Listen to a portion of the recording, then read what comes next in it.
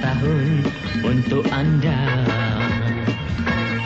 Oh ramai kawan yang datang dengan cenderamata, tanda penuh rasa mesra.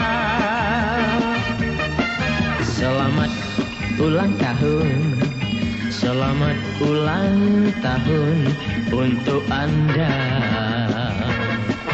Abadikan kenangan sebagai lukisan di perpustakaan hati.